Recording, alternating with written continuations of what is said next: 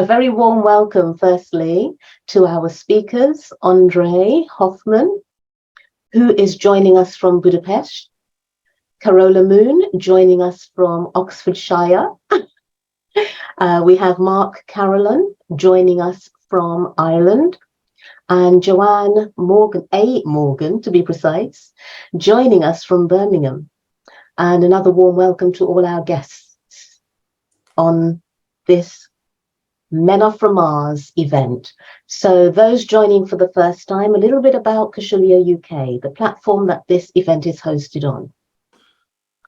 So KaushalyaUK is a registered not-for-profit community organisation working to empower and uplift women, but also inviting men to contribute.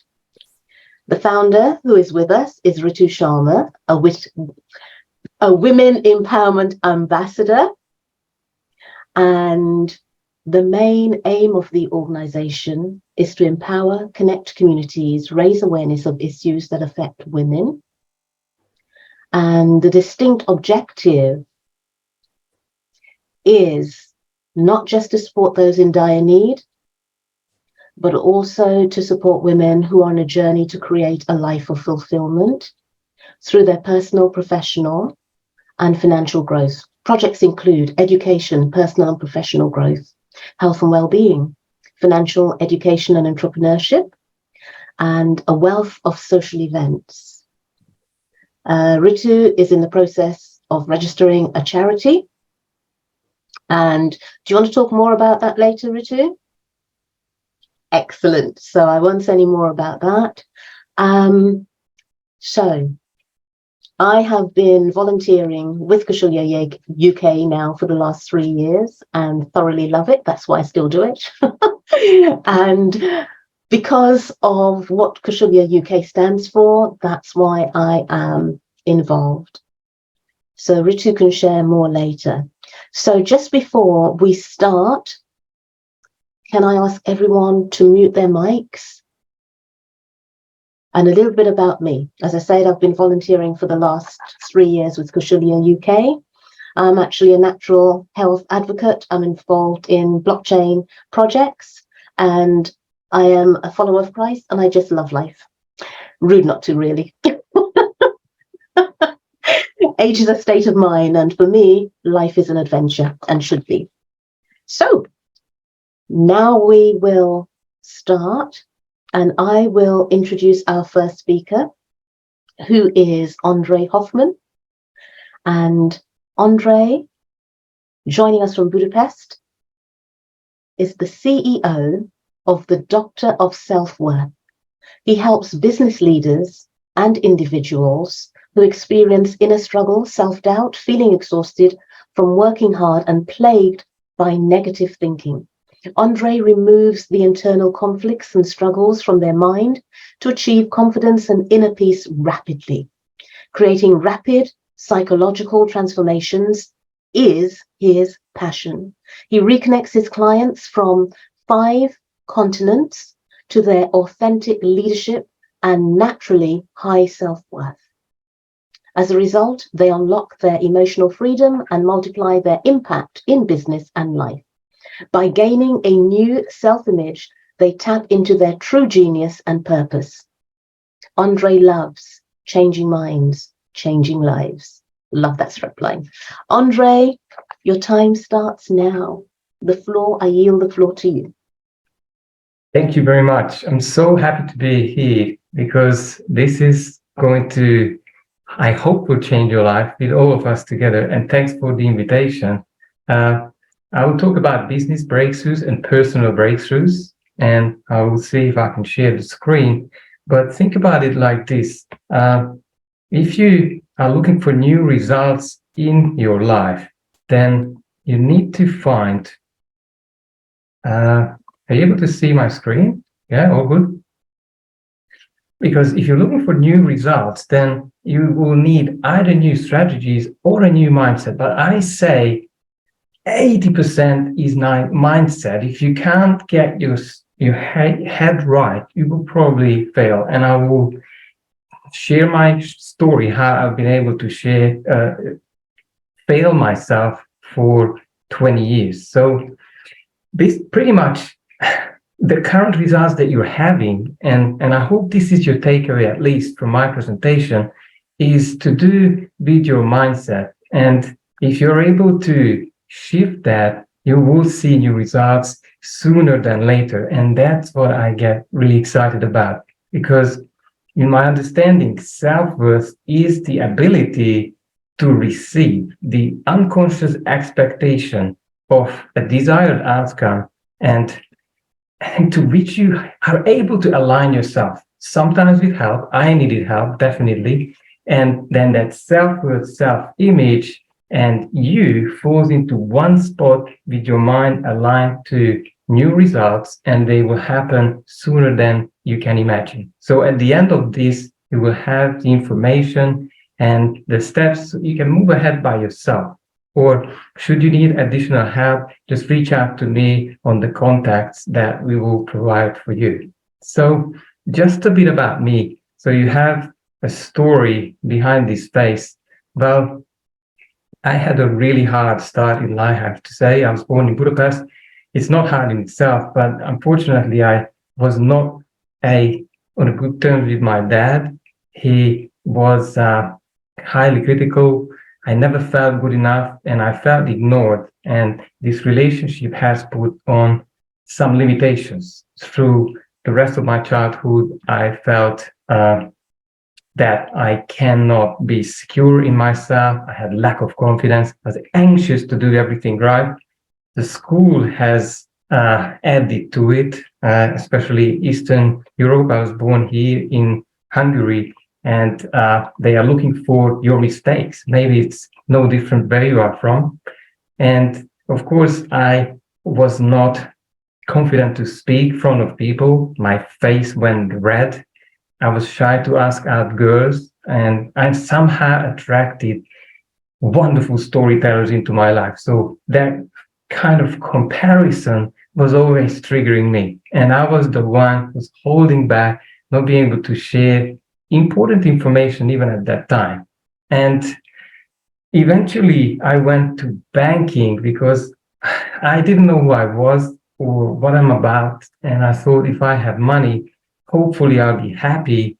And I followed the suggestions from my environment, and be careful with that. But what has really happened is eventually not being able to handle this relationship with my dad, I became borderline suicidal. I started to take up so dangerous passions, to say, motorbike riding, paragliding, that I almost killed myself a few times. And then I decided probably I have to go as far as I can from Hungary to find answers about my life. And the furthest point on this planet is New Zealand. And first I went to Ireland and then to New Zealand for 7 years. And I thought, I'm handling this, so I will really have a new life. And I left everything behind, and I took a girlfriend with me. But these rejection patterns from the past has led to a separation right after 3 months landing in New Zealand.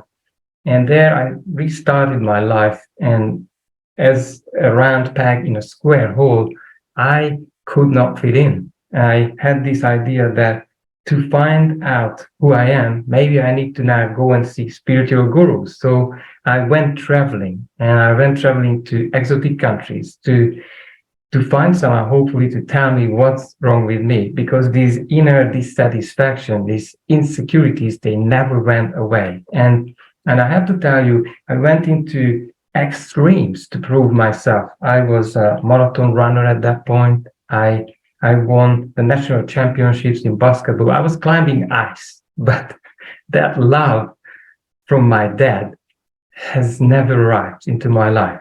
And probably because of that, I kept still pushing myself, A-type personality, to achieve new and new things. And I didn't know that I had this wound, this sort of pain that I was trying to mask with all of these wonderful achievements. And what happened next, I moved back to Hungary and I started up businesses because I thought, okay, my dad was angry, stressful, a really critical person, but he had a business himself. So I never wanted to take up business, but I realized to get some kind of freedom and maybe live life on my terms, I started up businesses, and they didn't work because the patterns of not good enough, that I don't deserve it, I'm unworthy, has kept me in the same loop. But I took and spent over $100,000 in those 10 years from 2008 to 2020, everything I could find to shift this self-worth. And I can show you a few examples how far I went to, this is my little family there, I went really far to not stop and find out what's wrong with me. And they didn't work. The traveling, going spiritual, traveling 65 countries, I set very high goals to finally find a secure self-worth or self-confidence. That's trading, investing, nothing has worked. So again, I had these patterns of escape. And I had the second child on the way. Eventually, we have, or I have decided, I dragged the family as far as to Australia. And I got into the usual patterns again, working hard, 12-hour days. And I started to do a business to break out of the job. And that was going on 4 or 5 years. My family was falling apart. My health couldn't handle it.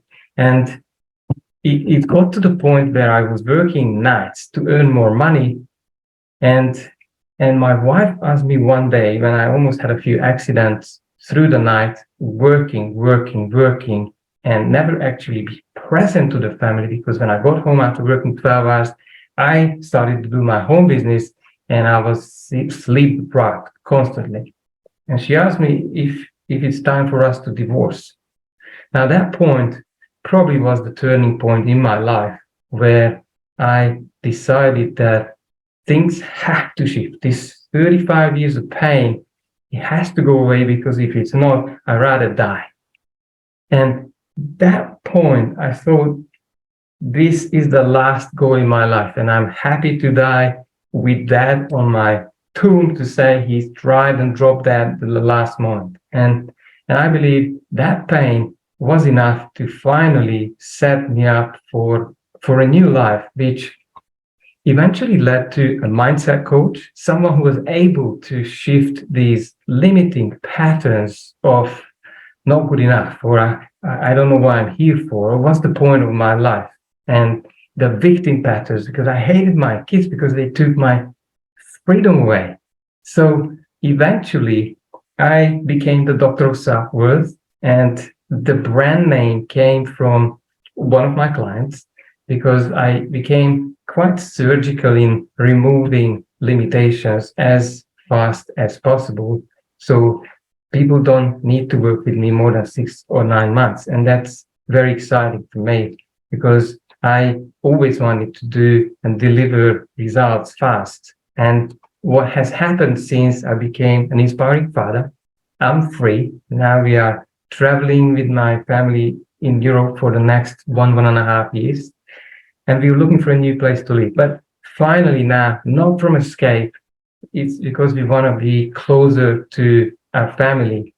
And what happened since then, I realized I just need to spend the days doing what I love. And what I really love is shorten the journey of transformation for people who are committed to not go through 30 years of struggle, because I think you could waste years and years. And I believe, some of the work that I do is collapsing limiting patterns of, not good enough, or unworthiness, that could take you decades and decades to work out. So what I'll do, I will just share a bit more about me, because what is happening really is a few wonderful results that came out of these transformations. Maybe one story that I wanted to share is, and maybe you're a parent, and that's the most wonderful responsibility that you may need to deal with. But what I realized in this journey, if you are not able to shift yourself, then your children will be like mirrors. They will be able to show you what is missing for you, what you have not been able to turn around. So that was a story with my mentor there in Australia, and this was my son just before the breakthrough, and I had this issue that he felt that he's not supported. He felt lack of self-belief, and what really happened was when I went to see my mentor, he said, "Well, what's wrong with your son?" I said, "Well, he's not able to score goals. He's one of the best players in the team." And his answer was, "Well, is his father scoring goals in life?" And I knew this is time for me to really step into my power. And we worked probably for 6 or 8 months. And since then, as I said, my life has absolutely taken off.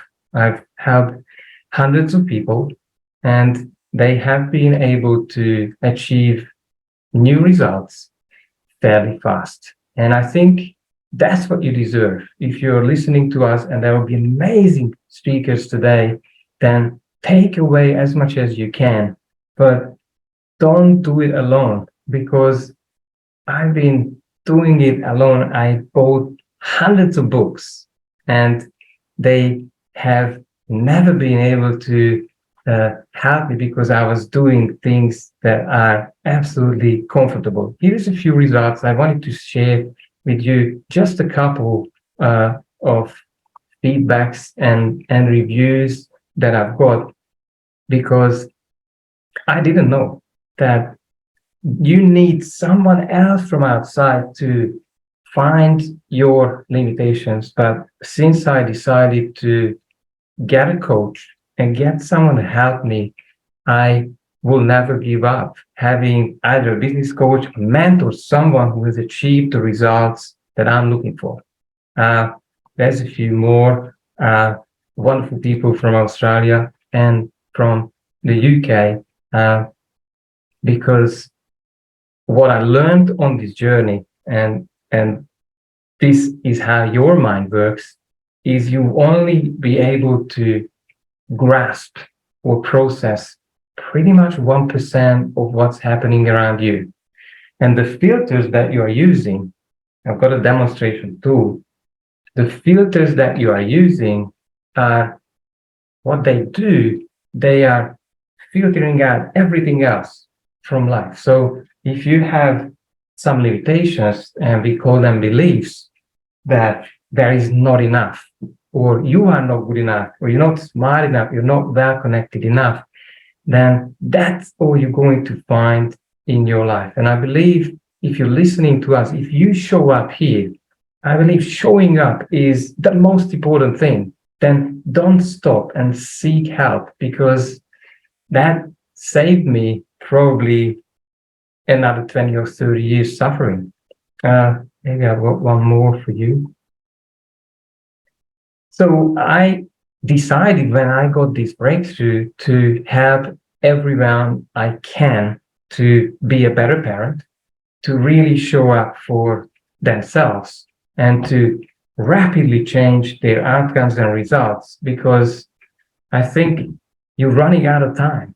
The real problem is that you haven't got time. And I realized I could again get stuck in work, or I could be the father I never wanted to have. But if I could change this generational problem, then hopefully one day everyone's going to change in my bloodline. The story was, I had an alcoholic grandfather. They were fighting with my dad, My dad was, as I said, full of anger, anxiety, fighting with business partners, bringing it home to ruin the family environment. And that was happening most of the time. We had a few fights, physical fights, because I couldn't deal with how he was treating my mom. And eventually, this man, who I loved dearly, and I never felt his love, he eventually died. And he died of 3 diseases. And I believe these diseases, there was a cancer, I think there was a muscular disorder, and then a stroke. And unfortunately, he has never taken responsibility for his psychology. He never admitted that he needs help from outside or he has a problem at all. And he blamed everyone, circumstances, government. But eventually, he unfortunately has died. And this is a very sad story because I believe he would have been able to live a wonderful life if he rised above himself or was able to admit that he needs help. And if you could take this away, I believe every one of us needs a coach or a mentor because that is your fast lane in life.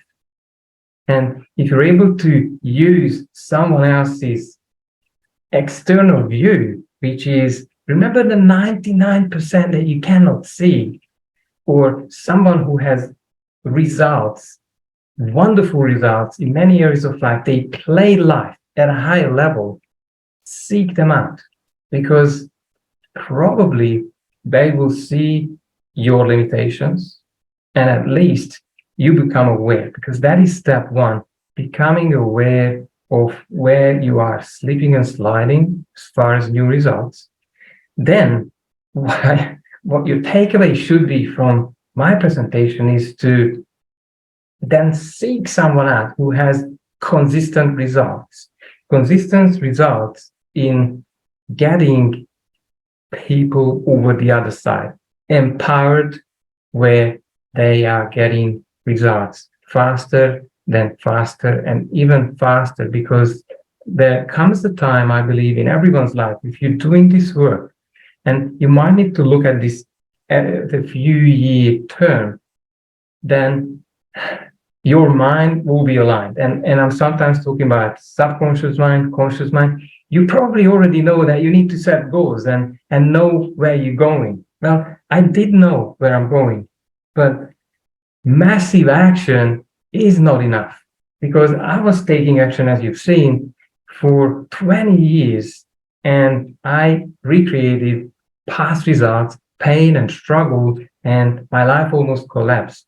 So what you then need is, we can call it a new mindset, or you need someone to adjust your mind or put you in the right headspace, because then that so-called subconscious mind will stand behind you and you'll be able to, you will be aligned to create results, I believe, effortlessly.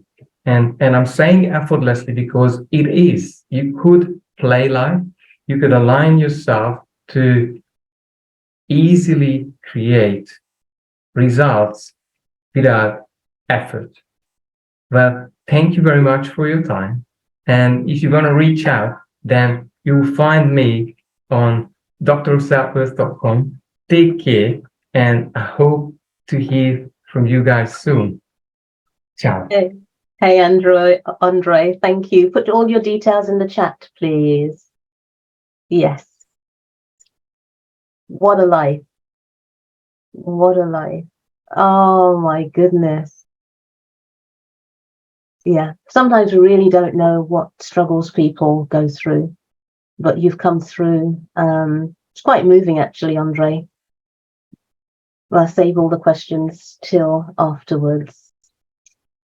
Oh my goodness. Okay.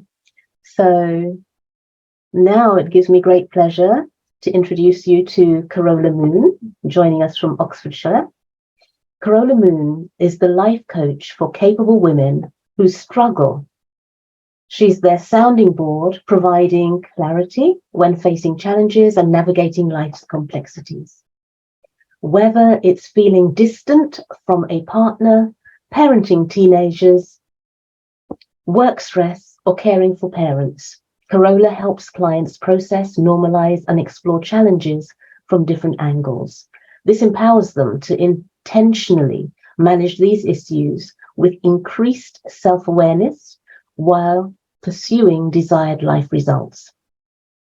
Carola, a fully trained and certified life coach, possesses the superpower of making her clients feel lighter, clearer, and, wait for it, empowered. So, over to you, Carola. Thank you. Thank you. Thank you. Let me set up my little timer so that I'm not babbling on for too long. So I think my talk will fit perfectly right after Andre. So you will see some similarities and some links.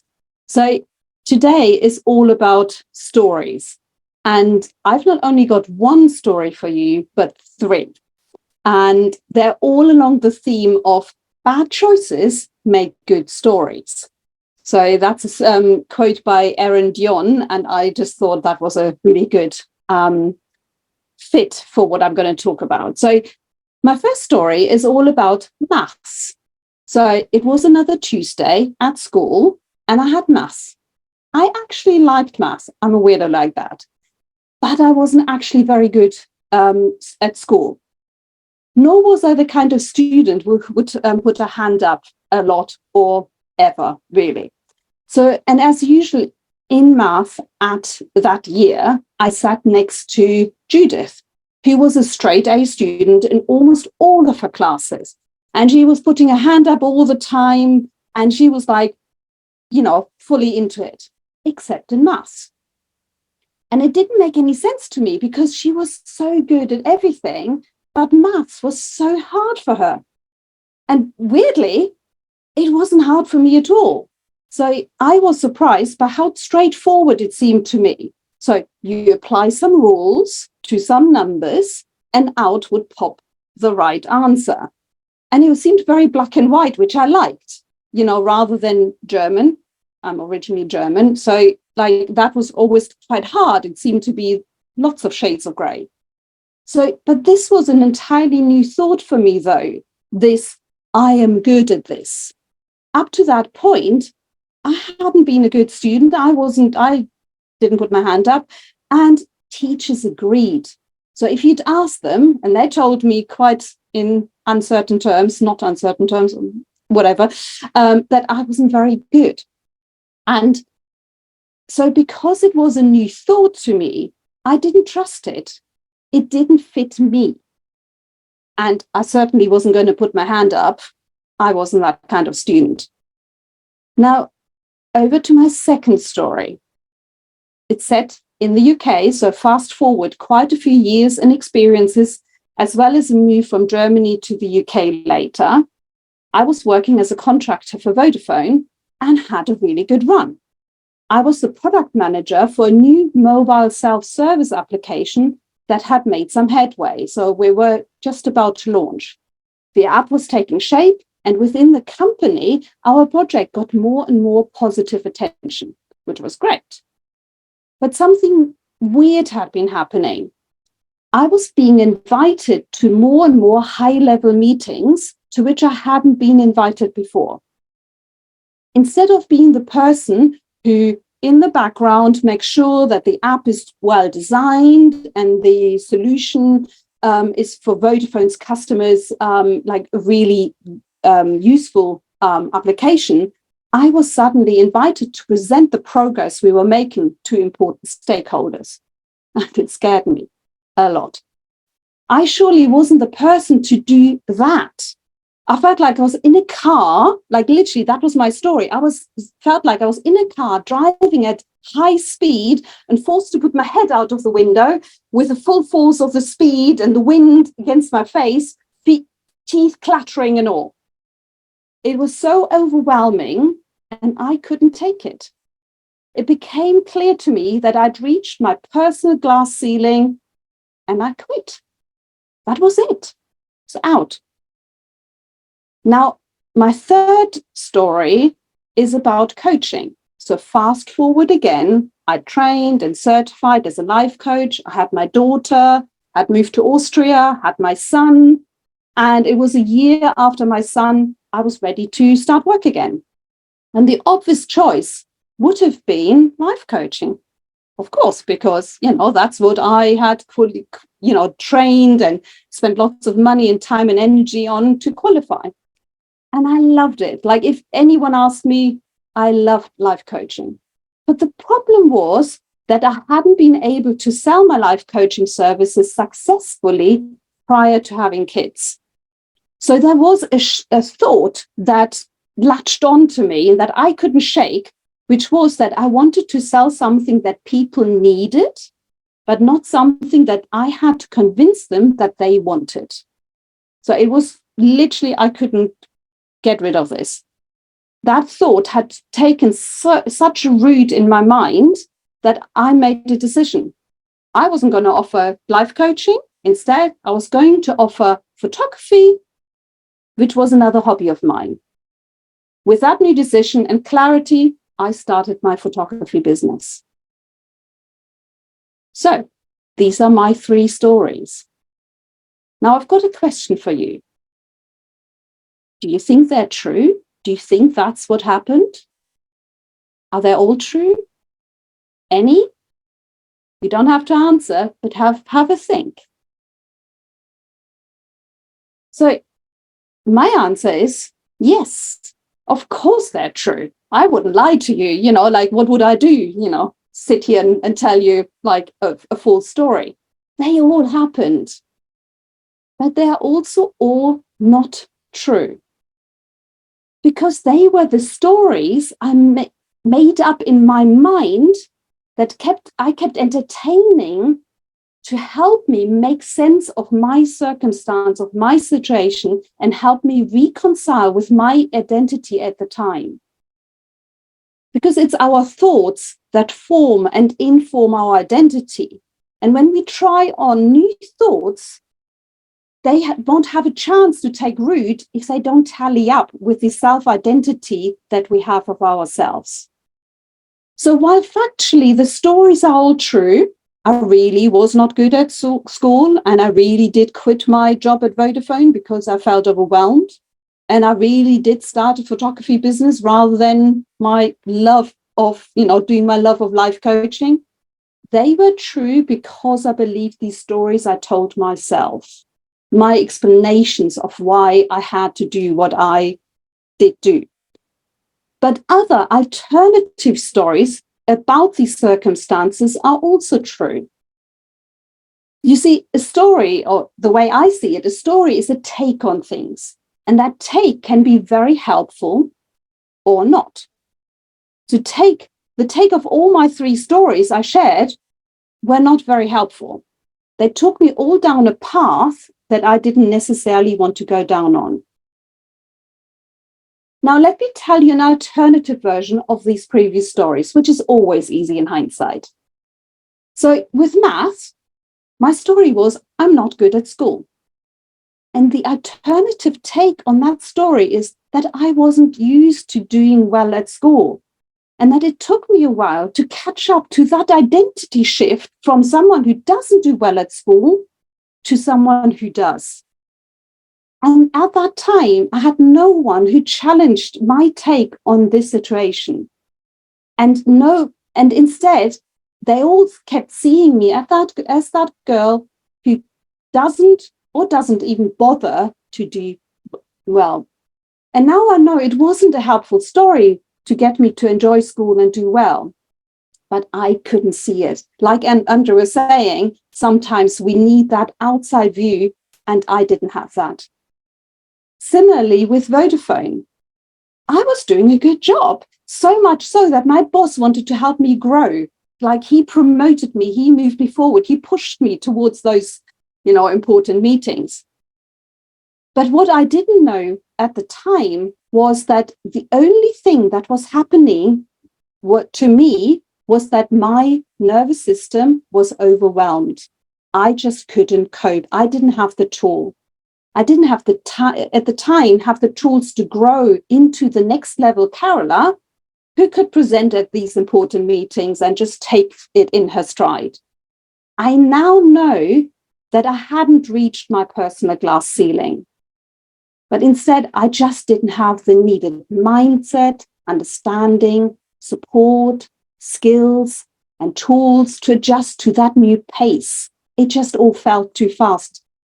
So essentially, in hindsight, I now know that I could have flourished in that role if I'd worked with a coach then. And remember how I talked myself and thought myself out of life coaching? Here I had qualified in a profession I loved, and yet the story I told myself made me walk away from it. Admittedly, only for 10 years, but I'd missed the one thing that was actually going on. I had just not realized that I didn't know how to sell an intangible service, something that one can't touch or see. So I literally made that be the stopping point. That was literally where I veered off into an entirely different direction. Now, I don't regret my 10 years of running a photography business. I learned heaps. But the biggest learning from this decision was that we humans are experts in creating stories, helpful or not. So to help us process our current experiences and emotions. And that it's wise to bounce off ideas of people who can help us see different perspectives. And not just different perspectives, but help us sift the helpful perspectives from the unhelpful ones. And do you want to know the irony of this particular story? Relatively early on into my photography business, I switched to offer makeover or so-called beauty photo shoots. Inadvertently, I decided to sell something that people don't necessarily really ever need, but might want.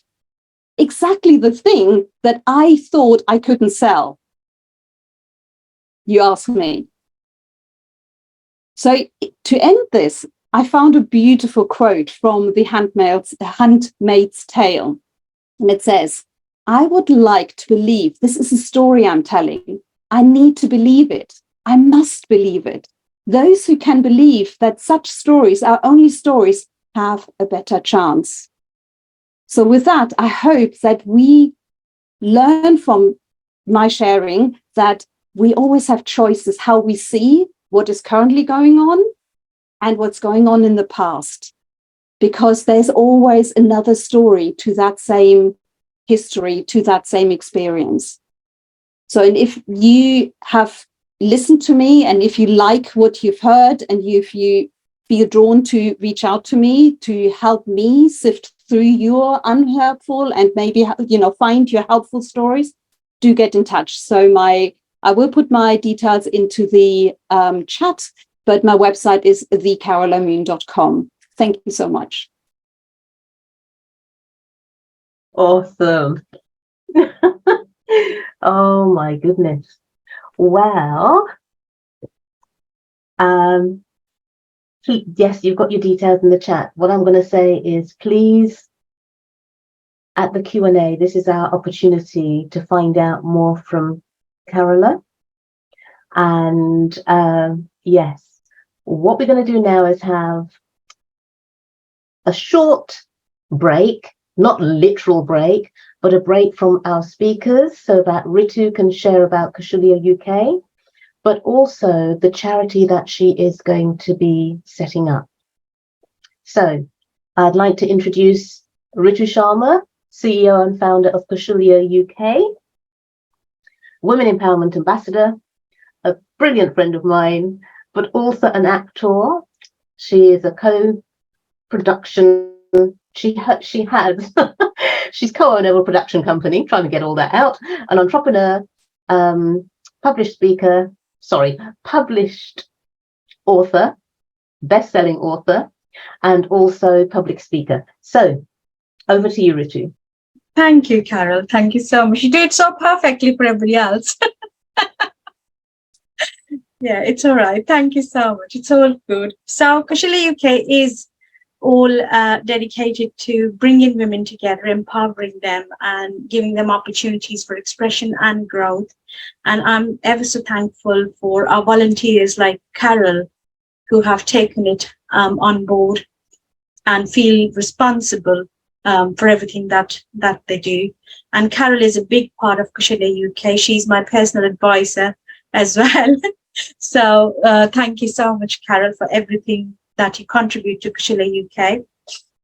So KaushalyaUK is a not-for-profit, and we've been running since November 2019. We run projects around health and well-being, professional and personal development, entrepreneurship and financial education. And we just create platforms. We have created platforms where women can come, learn, teach, share experiences and expertise and benefit from whatever they can. And having an understanding of this process of empowerment, this journey of empowerment, I always say that we definitely need men on board while we're working to empower women, because obviously we coexist here and we're meant to be in harmony with each other, not shouting slogans against each other or pulling each other down. We do need men on board because they're very much a part of our lives and very key roles, dad, brothers, sons, husband. We have these people in our life, friends. And both my main coaches were male coaches. My husband is my biggest cheerleader and my biggest support. So there's no reason why I would ever diss men. I idolize my dad's life journey and I work really hard to make him proud. So about the charity, we've been running since November 2019, and on the way we've had been approached by women who have had issues with domestic violence, and some of them were in such a bad situation that they've had to leave their houses, their home, sometimes with very young children, and obviously distraught mental health state, not very good financial situations, and socially as well, they're very misplaced at the times. So we've done a lot of research and we've found that although there are so many different wonderful organizations already working towards making the situation better, the problem is so huge that even if all of us started something to help and contribute to settling this issue, we'd still fall short. That's how big the demand is. And therefore, we decided that we want to contribute the little we possibly can. So we're in the process of setting up a charity, and that would support women if they've left home due to domestic violence. If they've got children, we'd support them with legal advice, with mental health advice and support, counseling as and when possible. And so therefore, we're going to need all the support in the world to make this possible. This is a big job that we're taking on, and of course Carol's on board, other volunteers are on board. There's a team behind this, but if there is anybody else who'd want to contribute, come in, the more the merrier, more the better. So that's about it. Basically, we're in the process of setting it all up. We're very excited about the whole thing, and that's about it really. And we'll continue to do our little bit for as long as we can. And hopefully after that as well. Thank you so much. Thank you, Carol. Awesome. Wonderful. Thank you, Ritu. I can't wait for it to get going. Yeah. So, continuing with our speakers, I'm delighted to introduce you to Joanne A. Morgan. Joanne is an intuitive mindset and wellness specialist who delivers various psycho-educational courses to help people deal with their physical and mental health.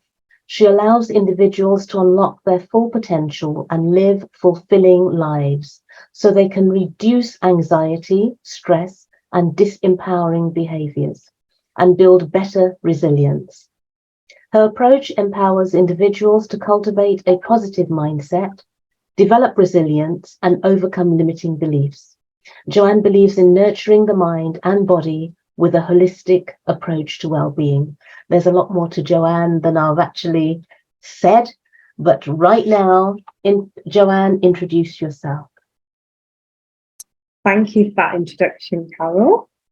Can you see me okay on the screen? Perfect. What I'm going to do is I will just bring up some slides to walk through in terms of my story.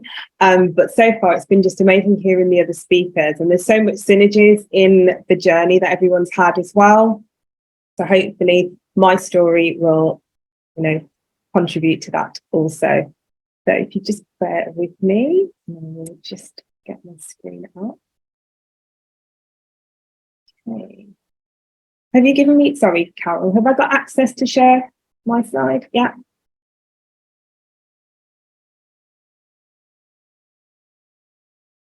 Can you see anything at the moment? No? Okay, let me just try that again.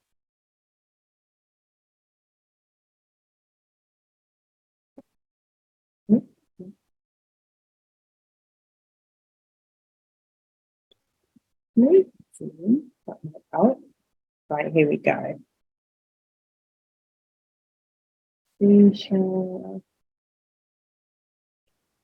I love all the technology, we'll get there. Okay.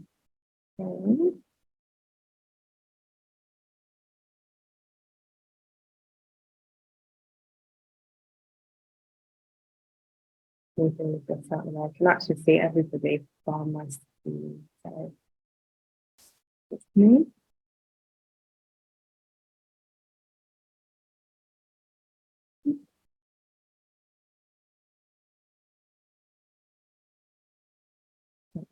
Again. Can you see the screen now? Perfect. Okay. So I'm just going to start my journey, or I'll just move everybody around the screen. So hello to everyone. And as Carol has already said, my name's Joanne. What I'm going to do is just run through my story in terms of how I got to do the work that I'm doing at the moment.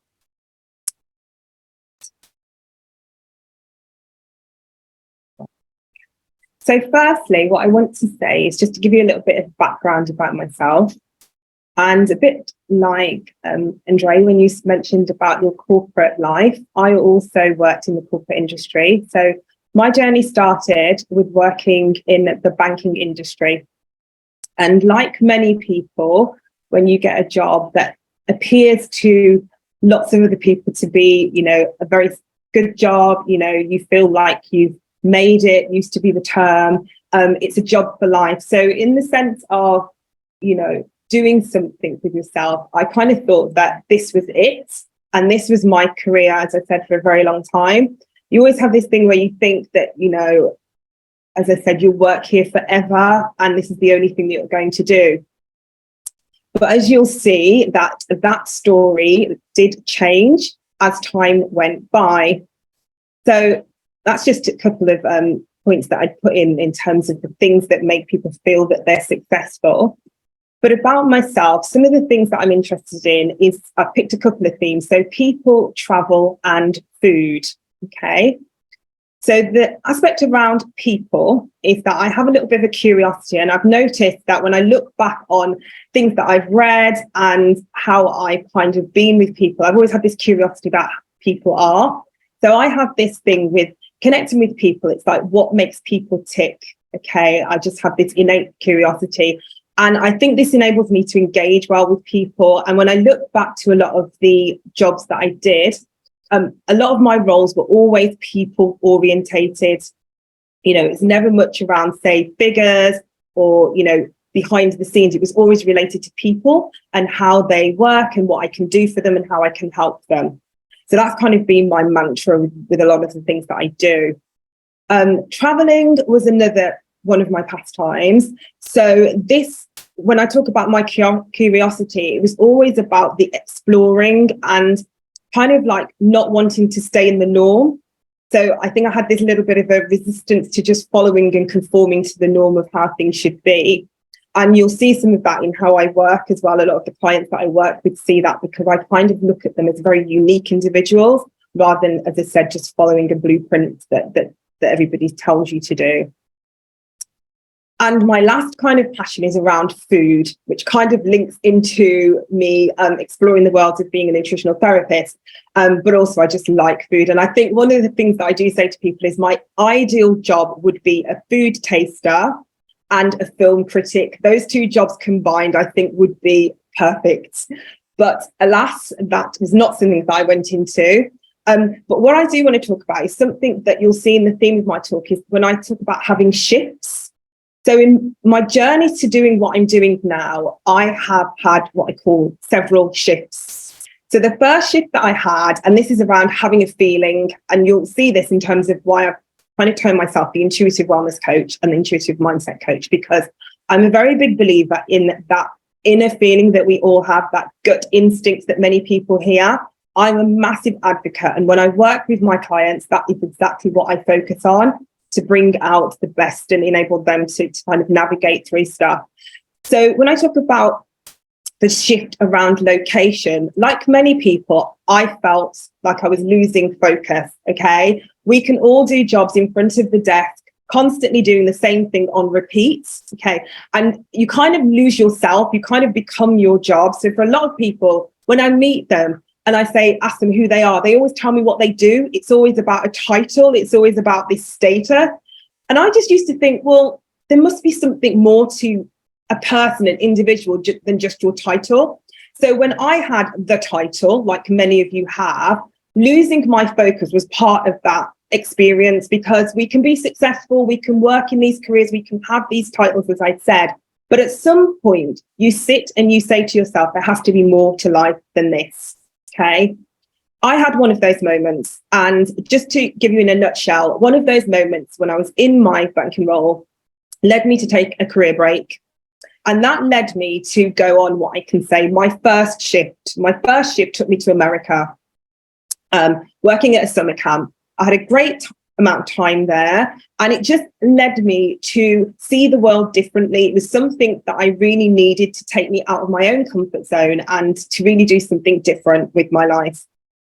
Okay, so I had a fantastic time, did a road trip, just did a lot of things, went whitewater rafting, all of the things that I would never have thought I'd do in my career as a corporate. So the other thing that I found is that after this experience, I came back after my sabbatical to what I class as the familiar zone, staying in the familiar, okay? And the reason I want to highlight this is for many clients that I think many people work with, including myself, is that we all get stuck in the known, we get stuck in the familiar, we get stuck in the things that feel comfortable. And like anybody, I also fell into that camp of staying in the familiar. So I needed to have another shift. And my second shift was around my work. And this is where when I talk about instincts kicked in. I felt a really big kind of, like as though I was being spoken to. I felt this inner voice, this inner guidance, similar to call, and everybody has a different name for it. Okay. But I have found that over time, I have tuned in and kind of, in a sense, sharpened that inner guidance system. And at this point of my career, there was, just to give you a bit of an idea, there was a restructuring in the organization that I was working with. And I felt this change way before anybody told me this change was coming. And with that knowing, I started to put things into place. I started to act as though I was no longer going to be in this role, even before I left the job. Okay. So I followed my innate guidance system. And I just want to say that this guidance system is a really powerful tool because we all have it. We all have it. But the one thing is we're not shown how to use it. We're not told about it when we're at school. We're just kind of led to live life through the lens of this is how it looks. You follow this line and you'll have a great life. But we all know that that's not how life is.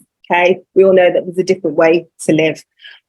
So I used these instincts to what I call plan my exit out of my corporate job. Okay. And with this awareness, it gave me a second shift. And the reason I mentioned about traveling is every time that I have a shift, it ends up that I end up in another location. So during this time of knowing something was coming, I had a trip booked to Tanzania.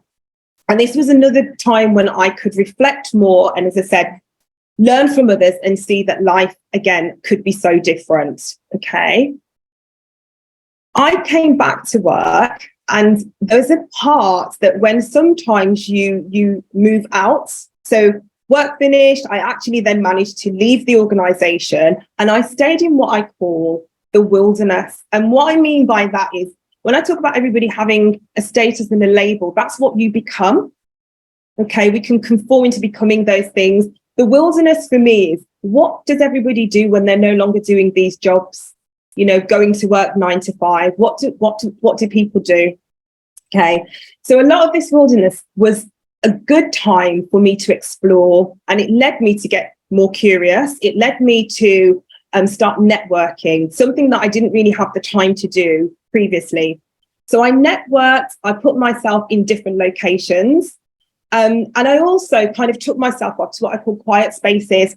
I kind of felt like one of those people that, you know, you go to, like, say, I don't know, coffee shop, and you start putting down the things that you want. And I started to create. I actually went to the same coffee shop for months on end with my book, creating the life that I wanted to have. And I still have that book to this day. I wrote down the business that I wanted, how I wanted to work with people, and just used to sit there drinking a lot of coffee and having a lot of cake. So I actually had a good time whilst I was doing all of this. But once this wilderness phase had passed, and when I was writing things down, and I think many of us heard about write things down, you know, journal things and things like that, it will come to fruition. I'm an advocate of that and a real testimony that that's what happened for me. So my creation time led me to build a business around my health and wellness. And it also opened other doors for me, which was quite exciting. So I had another shift, but this shift that I had was a long-term shift that had a long-term impact as well. When we go through shifts, there's always this unexpected road that I class it as, the unknown. Okay, and that can be really scary. And when I work with clients, I find that, you know, when you ask them to do something new, it's really hard for them to stick at that thing, for them to do it. You know, one of the things that habits are very hard to form, but we've also got to remember that the way that we are didn't happen overnight either. Okay, it takes time. So I ask people to be kind to themselves when they're journeying through the transition of change. And that's what I did for myself. I surrounded myself with people that understood who I was and where I was going and could work with me to build what I needed to build. So the side where I said about what happened is, again, I had more traveling experiences because guess what? I didn't have a 9 to 5 job to go to, so I could do these things. But it taught me a lot about, you know, the discovery. It taught me a lot about, like I said, just living outside of the box. But obviously, you know, at some point you can't live like this forever. You have to come back and, you know, I suppose, earn the money and do the things so that you can continue. So one of the things that I manifested was my wellness business. So I launched my business called Inner Flourish. And one of the things that I want to share is the first time that I got like something in my name, like an invoice paid in my name, in my business, just made me step back and go, wow, this whole thing around the instincts and the intuition and taking action really does work. So I created this business, Inner Flourish, and it's there to help people who, like myself, want to change their life and do something different. And it just enables me to work with people around shifting their own mindsets, but understanding some of those barriers as well. So being able to work with people, it kind of side by side, okay, working alongside them, giving them the tools to enable them to break those barriers themselves and actually, in a sense, identify what their true calling is, okay? It's quite, I would say, rewarding when you see people have their own shifts, having had my own. And when I see people have a shift and they feed that back to you, it makes this kind of work really worthwhile. So, you know, I am a big advocate, but my passion comes from seeing the change in other people. That's one of my biggest things that gives me a buzz for what I do. So I teach people to step into their inner power. Now, this is like your superpower, but it's your inner power. And your inner power is that gem that lies within you that we all have, that never seems to get unlocked very easily. It's kind of stuck with a lot of things stuck around it, okay? And like everybody said so far that's been speaking, sometimes it takes somebody else to come along to help you to get unstuck, to help you to teach you a new path, to learn new things, to get you to realize that this conditioning that we have all had, it doesn't need to be that way, okay? So I had this exhilarating moment when it was like, my superpower is my inner power. My intuition and instincts is the thing that makes me tick, and it allows me to build great relationships and work with people in a way that is very empowering, okay? And I teach people how to find their own inner power, either through their mindset shift, but I also do this through the health side of it, because I'm trained as a nutritional therapist as well. So I help people to, you know, change some of those eating behaviors that they have so that they can combine the two. The one thing that I have learned when it comes to trying to make changes and how people operate is that your physical and your mental are not separate. Okay, they are two, then they're very interlinked. We have what I call a brain in your head, and you have a gut brain, which you might have heard of, and the two things are combined.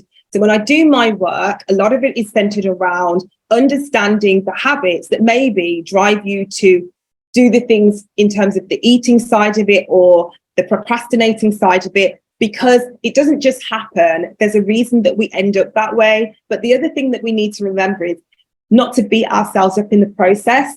There's also kind of a journey that's led us to be the way that we are. And that's a conditioning aspect of it as well. So the thing that I just wanted to say is that in terms of my lessons learned and what I can share as well are these pointers. So what I've learned from my shifts is that I choose to walk through the doors of uncertainty. Okay. I've had a lot of doors that when they have closed, I don't stay in the fear of it anymore, like that thing of, oh gosh, what am I going to do and what's going to happen? I embrace it.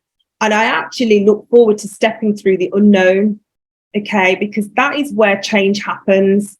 And I work, as I said, I have techniques that I work with my clients in order for that to happen, okay? I also, as I said, step into my inner power.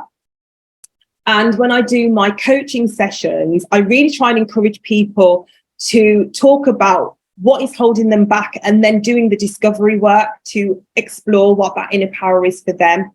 When people understand it, it's like a light bulb moment's gone off for them because they understand their own potential.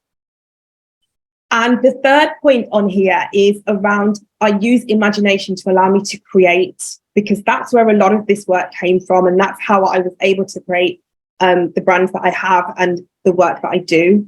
Okay. So it really is about that shift and the breakthrough. And people will choose whether it's a coach, whatever title we want to give when it's right for them.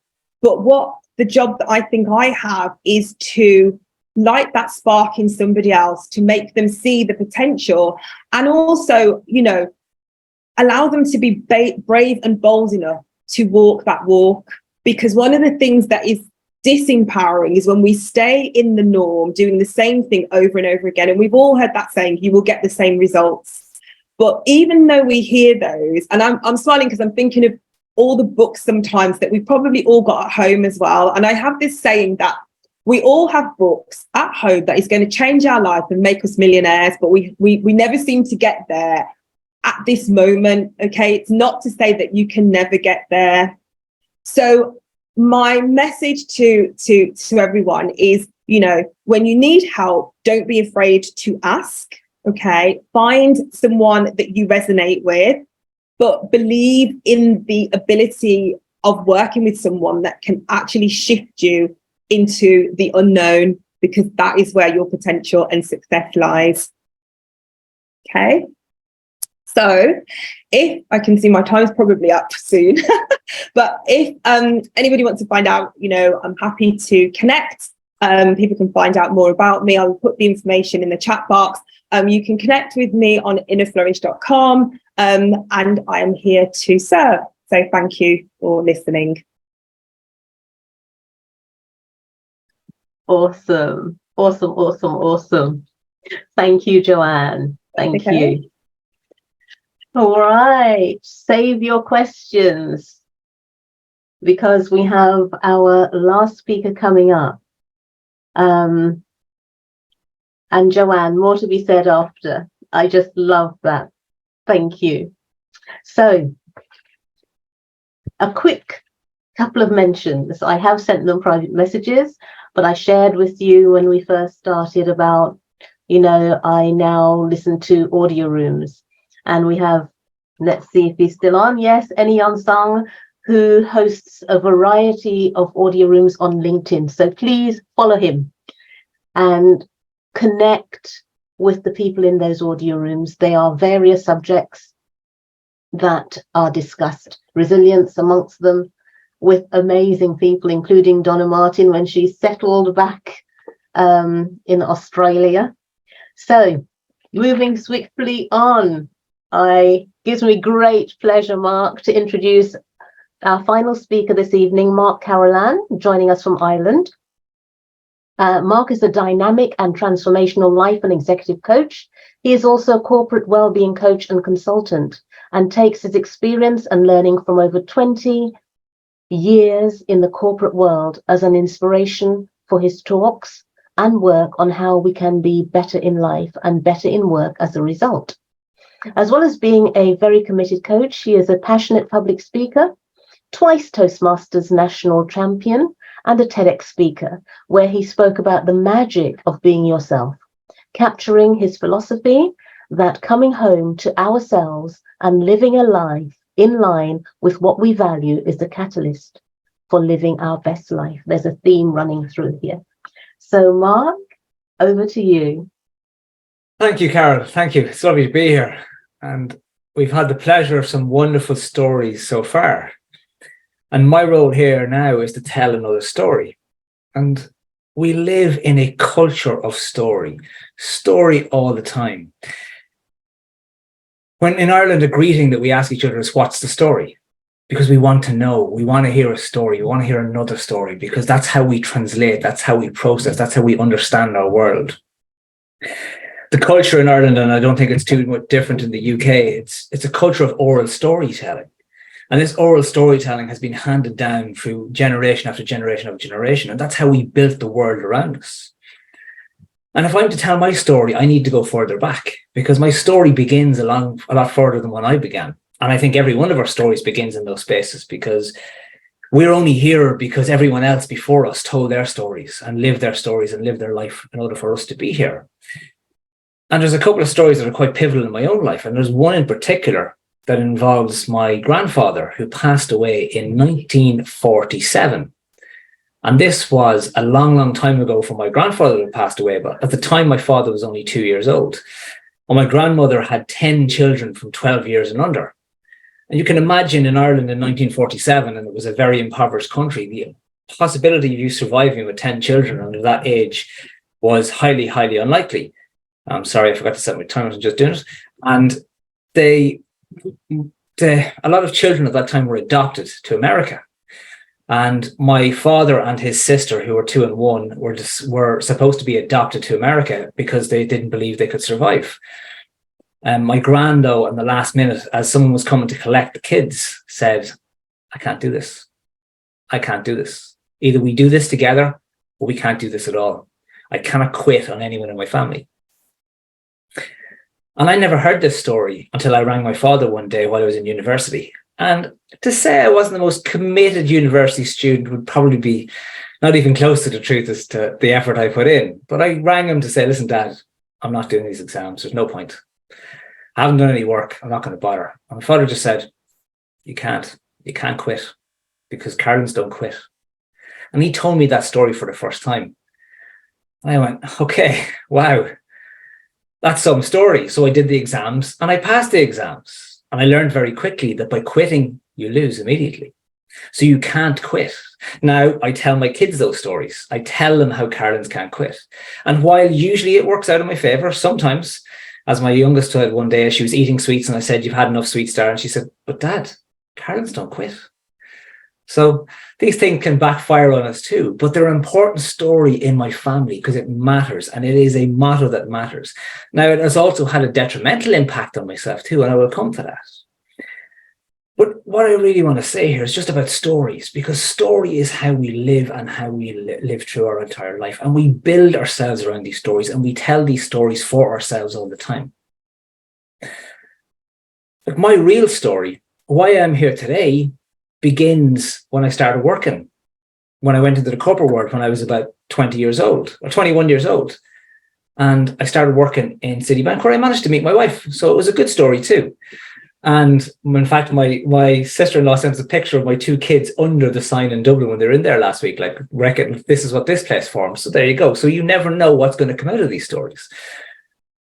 But I started in the corporate world, and then I went traveling for a few years, and a little like Andre, I tried to visit as many countries as possible, and that would be a lot of different stories if I started telling them right now. And I don't think that's the space for a lot of those. But I came back, and while I was away, and I remember I was traveling through the Middle East, and I was trying to make it home to Ireland by land. And I had decreed that I knew I couldn't go back to the life I was living. Can't do this. I have to go somewhere else. And then I returned to Ireland, and I had some debts, and I needed to get money to pay it off. And the best way to pay it off was to work on what I was doing. So I got the job again in the corporate world. And then I stayed in the corporate world because I started getting used to getting paid. And my girlfriend became my wife.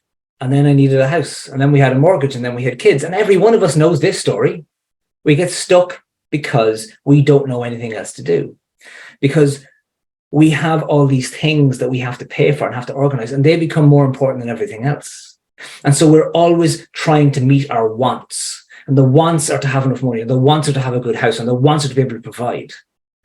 But in trying to meet our wants, we miss on our needs. What do I really need here? What's the need that I have that's not being fulfilled? And as I got towards the end of my corporate career, I knew I had big needs that weren't being fulfilled. And I knew this because at the age of 19, I was doing philosophy courses. I was doing shamanic weekends. I was doing meditation courses. I was doing silent 10-day meditation retreats, which I have to say nearly killed me because I can hardly shut up for half an hour at the kitchen table. So a 10-day retreat was a lot of silence to have to go through. But I've always been seeking, always been searching, knowing there's answers somewhere, knowing that they're there. But I was always looking that way for them. I was always looking externally for these answers. And one line I remember coming across very early in all this searching was this line about how the shortest journey is also the most difficult journey. And that's this journey here, this journey back into who we really are.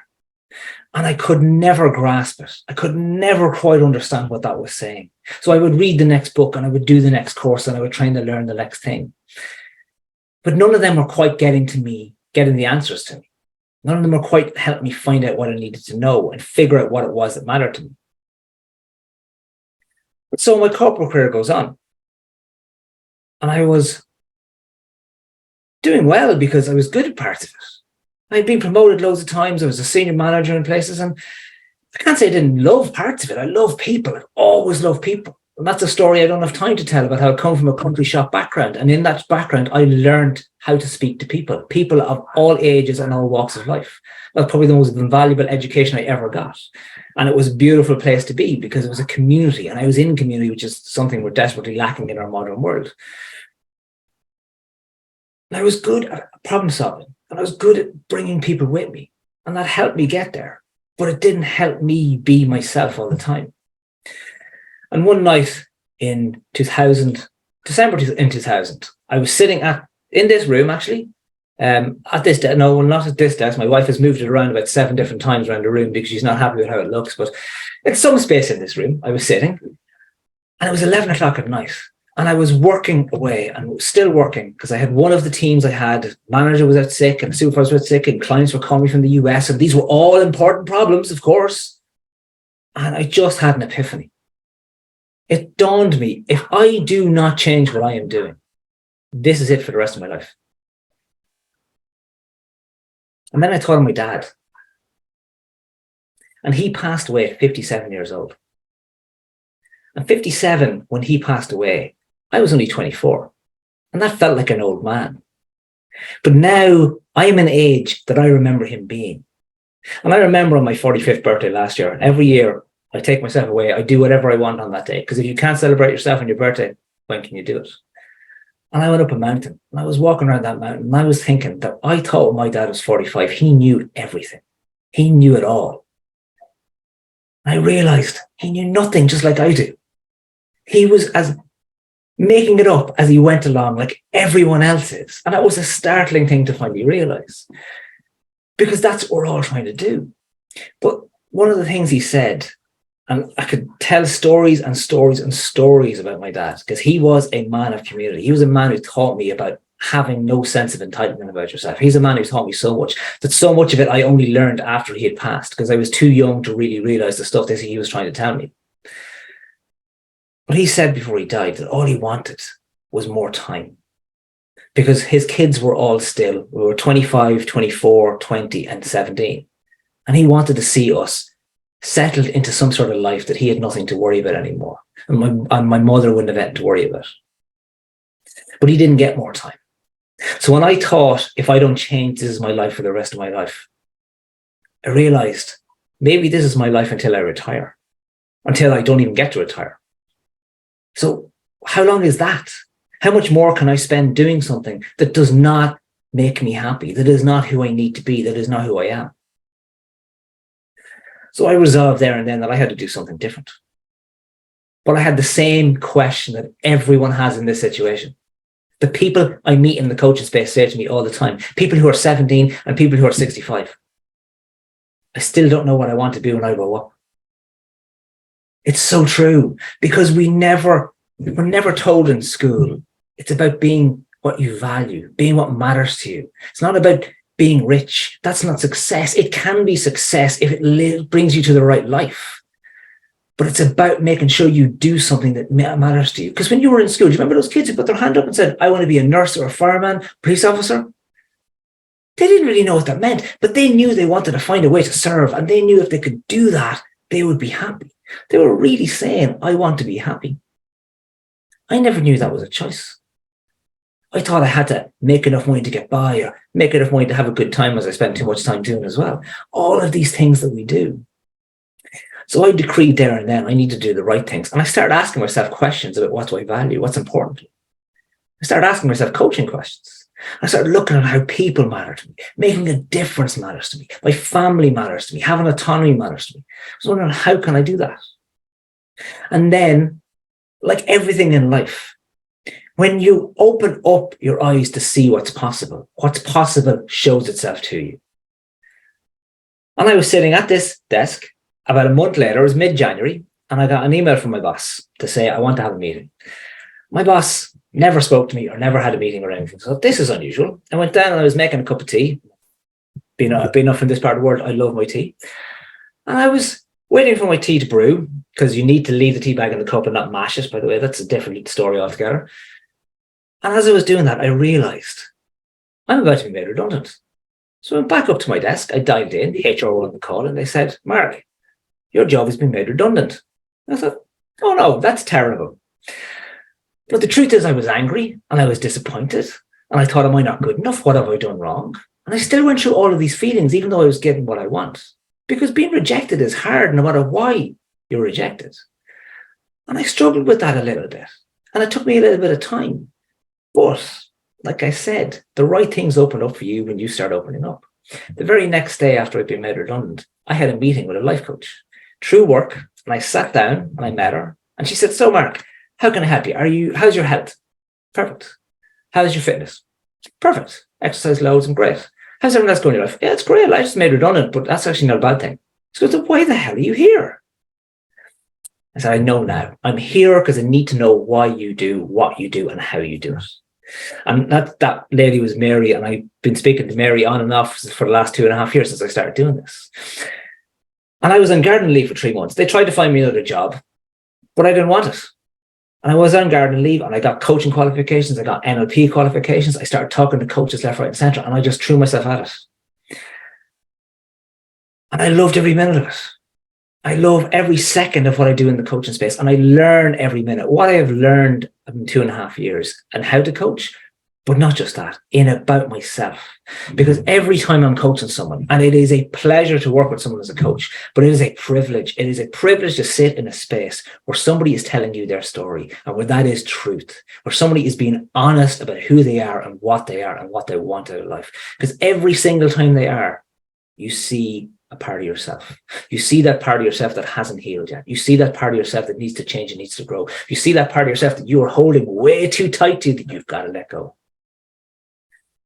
And you start to tell yourself a new story in the same way that you help people tell their new stories. So I started to live a life where I wasn't looking for what I wanted anymore. I was looking for what I needed. And I knew what I needed was to find a way to be myself in all spaces. Because what I'm doing is what I've always wanted to do. I would do this in work. I would speak and give a lecture on something that I thought was important. I would talk about not having a sense of entitlement, but I would never bring that further. I would talk about it in work. And one thing that really struck me is after I left a job years ago, I walked into a coffee shop and I met a girl I used to work with. And she said to me, Mark, I was only telling someone today your story about not having a sense of entitlement. And that is beautiful to hear, because that's an impact, and I wanted to have an impact, and this allows me to have an impact. So now I I coach and I talk about practical things like habits and mindset and time management, but I talk about vulnerability, and I talk about how we cope better in this life. And especially I was commissioned to give a talk on vulnerability for men, and I wrote that talk, and it was rubbish. It was absolutely terrible. And they called me the day before I had to give it, and they said, Mark, we have to delay by a month. And I said, thank you, God, because it's brutal. And I looked at it and I knew exactly why it was rubbish, because I wasn't in it. So how can I talk about being vulnerable and not be vulnerable? So I took it apart again and I put myself into it. And I went, here I am. Here's the armor I've been wearing. Here's how I've been defending myself. Here is the story I've been telling that I thought kept me safe. But the truth is, this story that I've been telling has been holding me back. And it's been holding me back for my entire life. Because that is what our stories do if our story isn't a good story. And we use them because we're scared, and because we don't want to be vulnerable, and because we're afraid of what might happen if we break that story down and try and tell a different story. So now I tell a different story. And I love this story that I get to tell. And it matters to me that I get to tell it. It really, really matters. It means that I know that what I'm doing matters and it has an impact. What I'd like to tell you of 3 different people that I worked with and their little change in story as I finish. So I worked with a girl called Roisin. And Roisin came to me and she was very, very hard on herself, and had no self-compassion, and didn't think she was worthwhile, and had no real self-worth, and had a bad negative friend group, and couldn't do anything on her own. So we worked on it. We said, what's a better story here, Roisin? What do you want to be able to do? I want to be able to live my life for me. So slowly, she went to a coffee shop in Rome with a book and tried to deal with all the thoughts about what people are thinking of her. And then she went to the cinema on her own. And then she went to a festival on her own. And every single thing she did on her own, she realized, I am worthwhile. I can do these things. And I texted her at Christmas just to say Happy Christmas. And she didn't text me back. And a week later, I got a text from her. I said, I'm so sorry. I forgot to text you. And I've been meaning to text you for months. You won't believe where my life is now. I haven't had a negative thought since I can't remember when. I now am in a relationship. Everything is going great. And that's beautiful to me, because it's not about what I've done with them. It's about how they retell their story and how they keep going, how they keep on going to where they really, really want to get to. Because my job is not to help you. My job is to be a catalyst for your growth and change. But our stories are the stories we tell, and we don't realize the story we're telling. I'll tell you about James. And James came from a corporate world like I did. But when I met James, he was coming from a counselor who told him, you're not depressed, because he thought he was depressed because his relationship was falling apart with his wife. He thought it was about to break up. He hated his job. So he presumed he was depressed. And he talked to the counselor. The counselor can't see the depression. Go talk to someone else. So he came to me wondering what's going on. And we looked at it and we realized it's just that he used to love his job. His job was everything to him. It matched his values. It matched his strength. It made him into the flow state. But now his job had gradually, over time, changed to something completely different. So he went home every day, stressed, annoyed, just didn't know what was going on, took it out at home. So suddenly everything was falling apart because this part of his life wasn't working. So he slowly re-engineered his job into what he wanted. And now he was happy. And the relationship started working again because he was living a life that mattered to him and he was doing the thing that mattered to him again. And that's what matters. But this is my favorite. This woman, because when I first started, I was putting up cards, the business cards everywhere. You have to find my business. Someone has to find me. And I put them up. I go to the beach. I go to the gym at the beach, which is a beautiful start to my day at 6 o'clock in the morning. And there's a little coffee shop and I put a little card in it. I got a call one day from this woman who'd been walking on the beach. She was 67 years old and she was winding down from work. She had been working 5 days a week in her family business. And now she was trying to get down to 3 days and then 2 days and finish in 6 months' time. And every time she was off, her children would call her and say, "Can you mind your grandkids?" And she said to me, in her own words, and excuse my language, "I love my grandkids, but sometimes I'm fucking sick of them." And I thought, that's lovely. She wants to live her own life. That's what she wanted. She was in a relationship with her husband for 40 years and wasn't a good relationship. He was a very old, traditional man in his expectations and didn't give her what she needed and didn't give her the respect she needed. Now, she wasn't about to run away and leave him at this age in life. That was a change that was too far. But she needed to find herself. And we found her. We found who she was within, what she really wanted, what she'd missed all her life, the real version of her. Because my philosophy in coaching is we need to come home to ourselves. Once we find this person, we make this journey. This is the magic. And when I finished up with her, she said to me, "I'm going to do something that's going to represent my newfound sense of freedom." So that's brilliant. Great. Good. Let me know what it is. She goes, well, she sent me a text about 3 days later. And she goes, "I've got a role in a play." I thought, that is fantastic. She goes, "Oh, no, that's not what I'm going to do, though. I've got a role in the play. I just wanted to let you know that. I'll send you another text next week." Then she sent me a picture a week later. And it was of her arm. And it was of a tattoo the whole way down the inside of her arm. And no one in her family has a tattoo. And she said her grandkids keep asking. And her children said, "Mom, why did you do this?" And she said, "I did this because every time I look down, I realize I am free to tell the story I want to tell." So that's what I want to finish with. We are always free to recreate our story. That is in our power. So the question I would have for you is, what's the story you're telling? Or what's the story you want to tell? Thanks, guys. Awesome. Yes, we all have a story in us. Which one are we going to reveal? Indeed, which is our truth. Yeah, thank you, Mark. Now that all 4 speakers have spoken, Andre, Carola, Joanne, and Mark, thank you. We're going to be opening up the floor for Q&A right now. But how easy is it? I mean, Mark, I've been made redundant 3 times in my career. And what do we automatically want to do? Fit back into the mold of the type of role that we were in before we were made redundant, because it's comfortable, it's security, we know where we are at. So, okay, thank you. And thank you to Martha for joining us, Annie, Bill, who's no longer here, he's had to leave. But thank you all for joining us. So please don't be shy.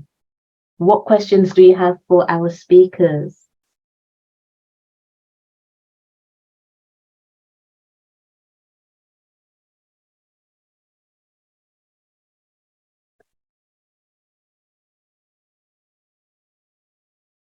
This is like the countdown clock. Ding, dong, ding, dong.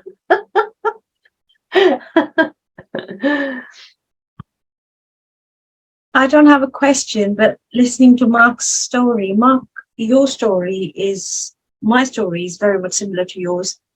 My grandfather passed away when my dad was really young. And my dad passed away when he was 62. I was 29 or 30 at the time and hardly had found myself at all. Very difficult, felt like an orphan straight after. Very difficult, when your father has such a big impact on your life, he's got such a big hold on everything in the family, how they've held it all together. Very, very much, I can relate to so much that you've said today. So I know we're now connected on LinkedIn. We're definitely going to have a chat if that's okay. Absolutely. I'd love that, Risa.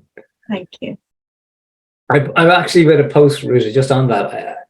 I was only thinking about my dad the other day, and I put a post on LinkedIn about how one of the things he said was about, I wish I had more time, because of that need to live our life right now, because our time as well was running out. And, a few people that I know, sent me messages saying, I'm so sorry your dad died and passed away at that age. And I'm always thinking that his father passed away too, so like, how unlucky am I that happened at that stage? But at the same time, and I meant to say this at the start of my story, is and I think this means, especially for anyone who's listening, I'm often struck by people will tell a powerful story and a real story of healing and going through really tough things.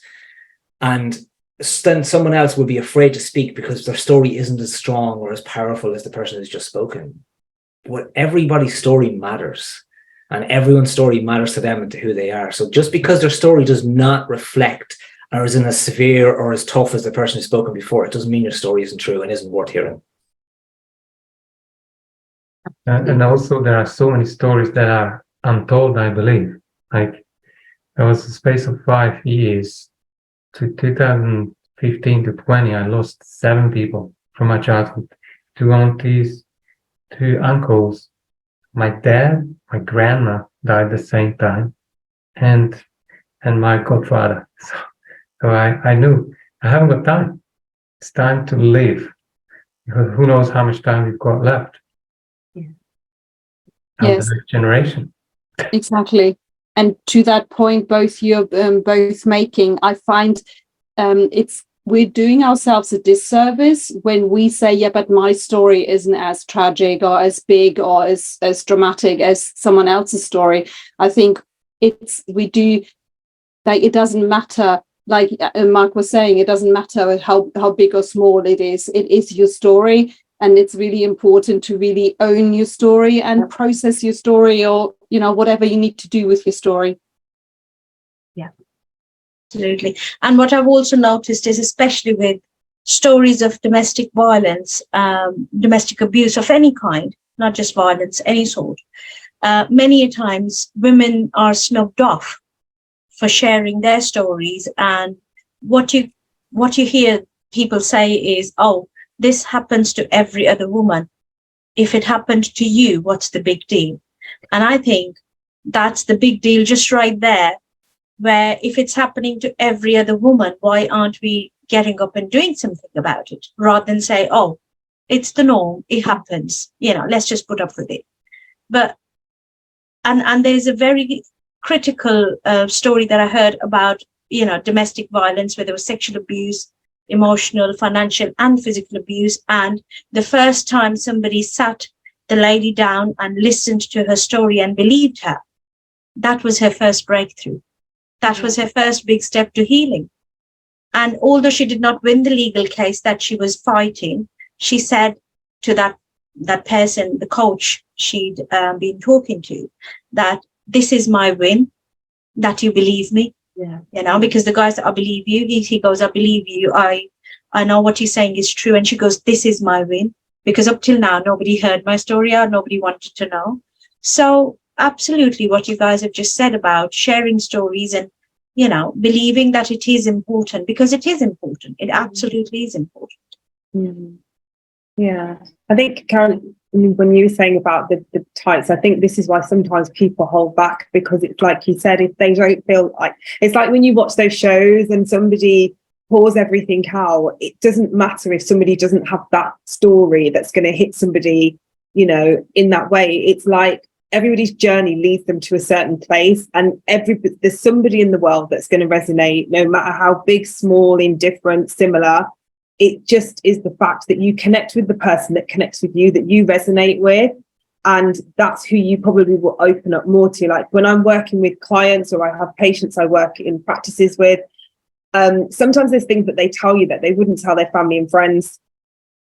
You're the familiar voice, you're the friendly voice, you're the comfortable voice, whatever it is. There's something about each and every one of us that allows somebody to connect and center with you and literally be vulnerable with you. And I think that's the difference. You can't be vulnerable with everybody, just like no one's story is the same. None of our journeys are the same. And at the end of the day, we're all unique for a reason. That's why we're different. So it'd be very boring if we were all the same. Yeah. But I just think that that's important for us to remember, that it doesn't matter the degree of the story is what's important, because the story centers around the individual, what's important to them, and it's all about what matters to them. And I must say, Joanne, you have the knack of drawing out. We were having a coffee and she asked some questions and I ended up crying. She has a knack of drawing out what's in there. I didn't even know that was there waiting to come out. So, yeah. And as you say, it's getting people to tap into the inner self, what is making you tick and what's not. Yeah, definitely. There is a wonderful new project in Australia. One of my friends doing it, Ian Westmore, and I can connect with you with him. They are starting to share stories of breakthroughs from domestic violence and trauma. And these people have a good 1 hour, and it's recorded to help other people to hear what they have been through. It's called Kintsugi Heroes. That's if you heard the Japanese idea of the broken vase that is more valuable when it's pieced together with glue than the original one. And that's the metaphor for that project. Let me know if you want to be involved. Yeah. Richie, you have a book with, yes, share it. Have you got it handy? No, I don't have the book here with me. It's downstairs, but we produced a book. We published a book in 2021, Andre. We called it The New Woman, Stories of Kintsugi Experiences. And we included 33 women from across the world. It was all done online. We can't still see Carol. I'll post the link here. It's on Amazon. And it was a beautiful, beautiful. Hold it in front of yourself. Okay. Good advice. So it was received very well. We covered women from 18 countries, 5 continents, all sorts of backgrounds. Very, very pleased with the results. Very proud of it. But thank you so much, Andrea. I definitely want to connect and see if there are ladies who'd want to be a part of that project. It sounds lovely. Perfect. I think mental health, I don't know what exactly that organization is 700,000 people in Australia who seem to have access to these recordings. I dropped the link in the chat. So, yeah, you can get in touch with them. Thank you. Awesome. Awesome. Any more questions, observations? I would just like to say, sorry, Joanne, did you want to go? No, I only was going to add, sorry, there was just an image that came into my head. You know, like when somebody has, I don't know, their arm in a plaster or they've got a scar and somebody asks them about what happened. It just made me like what we've just been talking about around the thing of something that's different or something that's unique about that person. But it is that thing where somebody then tells a story innately, don't they? They just tell it because it's at the core of them. Oh, this happened. I was putting this out. I tripped. They just automatically tell the story.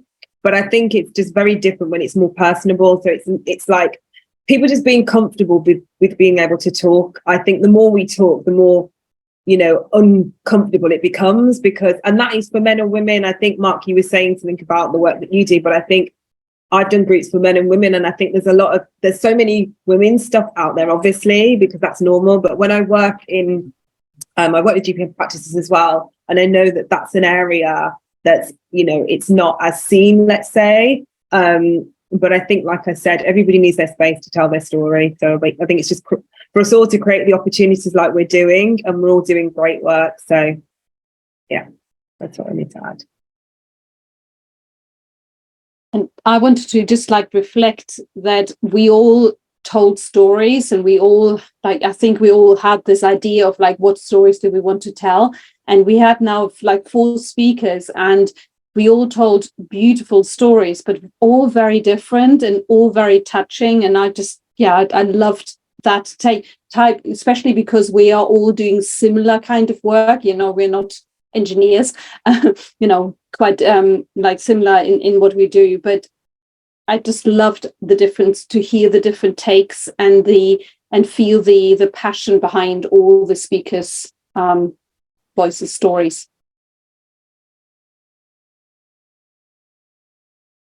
Yeah. Sorry, can I just come in? Hello, can you hear me? Yeah, we can hear you, Rash. Okay. I think all the speakers who said the stories tonight was lovely, honestly. And like you said, we all have a story, don't we? But it's how you tell it as well.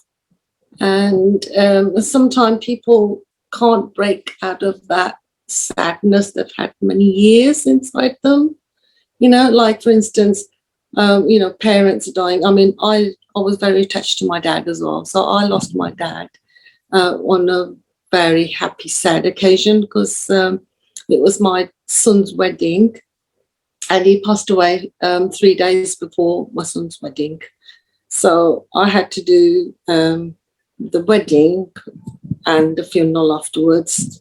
So, and that sort of like, I can't forget that. That was 11 years ago. And I still go back to it, and I'm still learning from that, trying to be strong with my own life now, thinking about that, how strong I was at that minute, that time, did the wedding and then done the funeral, did all the arrangements and everything. But like I said, it does tear you inside, but you do become stronger, in your mind. You think you're stronger, but somehow it's difficult. It's so difficult to say if you are strong or not, Naresh, there's a beautiful line that I read earlier on today that said that grief isn't the absence of love. Grief is just proof that you love. I think that's a lovely way to look at it. And grief is its own journey. That obviously can only imagine the tough thing you went through, but it is its own journey. And we carry it with us for most of our life in that way, but it is still proof that your love is there. And it still hurts me a lot. I mean, it's been 11 years, but I have to smile all the time, in front of my children and everything. I don't really say anything to anybody about it, but try to be stronger, being the eldest, being the mom, being the grandma and everything. You try to hold on to things, don't you? I really don't talk about it, do I? Really too much, but it sort of felt like talking about it tonight. Thank you. Nash, you're doing great. I know that. I'm not a very good speaker. I'm sorry. You're doing really good. You're doing I'm good at listening, but I'm not a good speaker at all. So Nash joined us a few months last year, wasn't it? Nash, last summer. Yeah. We bumped into each other at a Women's Day event that we had, and Nash started coming to our groups, and Nash was very quiet as a mouse. She wouldn't even say a word. Now she can't stop talking. So I know that Nash is doing great. You're good. Slowly. You're breaking my silence slowly. Thank you. Thank you, everyone, for listening. Naresh, I think with sharing, it's always about finding like the right spaces to share. It may not be the right space to share it with your kids and grandkids and, like your family. It may best for you to share it with people who are like in a different space. So that maybe it's important that you do that. You do that. Because like you can't like necessarily maybe discuss it with your family. So it's really good. It's so brave of you to share that here now.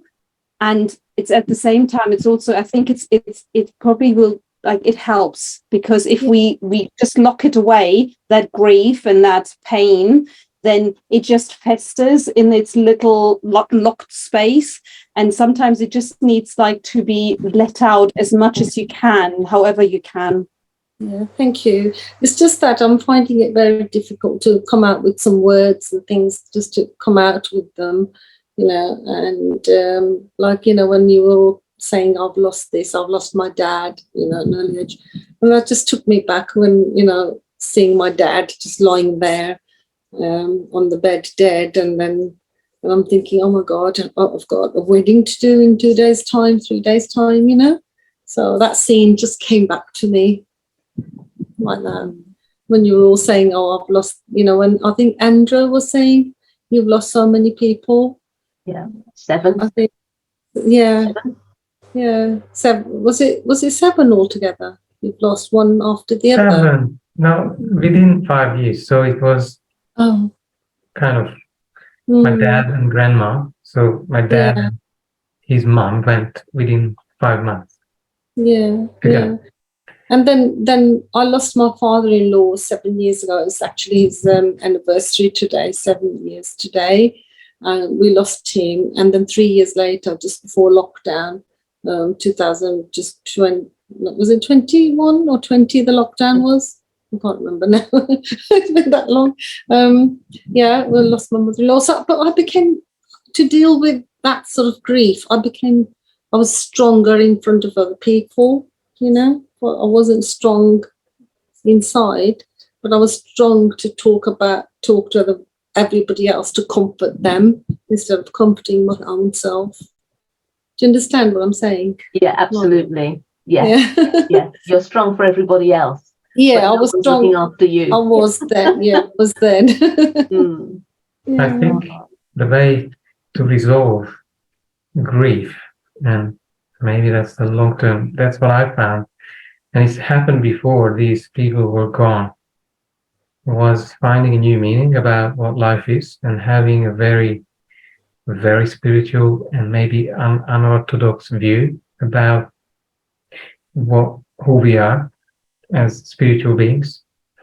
And that helped me to change the meaning of what happened, because there are some fellows on this planet who are celebrating when one is leaving, going back to source, and they have all the stories to do all those celebrations and feasts.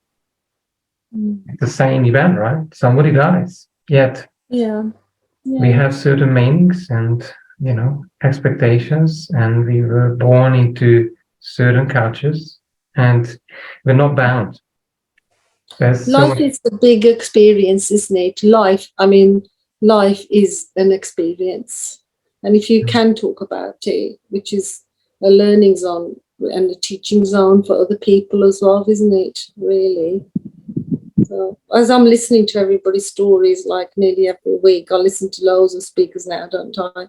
And I'm sort of learning, still learning, still learning, And we all are, Naresh. We all are. We're all learning. Yeah. Thank you so much, everyone. Welcome. It's lovely. Thank you for sharing. Yeah, thank you. That's it. That's my talking now. Well, I want to say a big thank you to our speakers and to the guests who are still on, Annie, Martha, Maz and Jill. Thank you for persevering, Jill and Maz. You had problems getting on in the beginning, but thank you for persevering and joining us. And the recording for those speakers that you have missed will be on the KaushalyaUK website at some point. So, I'll let you know when it's been uploaded so you can catch up. Having said that, no, because it's been live streamed onto Facebook, it will be on the KaushalyaUK Facebook page right now. So you can catch it from the beginning, and then later on it will be uploaded to the website, the YouTube site. Yes. Oh, lovely to see you again, Jill. Thank you, everyone. I'm going to leave now. All right, sweetheart. Thank you. Bye, everyone. Right. Bye-bye. Thank you. Richard, do you want to wrap up? No, I just want to say a big thank you to everyone. What else can I say, Carol? Talking of stories, possibilities, alternate possibilities, choices. What a wealth of wisdom, within this small group we've discussed. So I want to say a big thank you, Andre, Mark, Joanne, Carola, thank you so much for being here tonight, sharing your very wise stories and words with us tonight, and to everybody who's joined us and been here today with us, and to everybody else who'll be listening afterwards. Thank you so much for your time with us. Please keep connected. We are on social media. If nothing more, please give us a like or follow. That would mean a lot as well.